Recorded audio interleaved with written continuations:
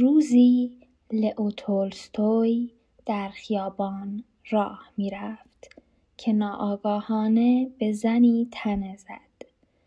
زن بیوقفه شروع به فحش دادن و بد و بیراه گفتن کرد.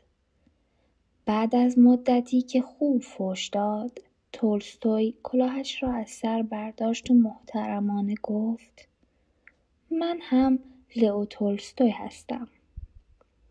زن که شرمگین شده بود عذرخواهی کرد و گفت: چرا خودتان را زودتر معرفی نکردید؟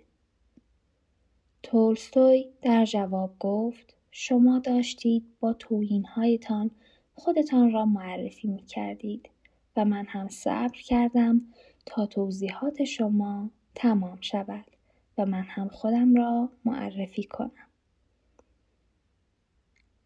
وسعت دنیای هر کسی به اندازه تفکر اوست.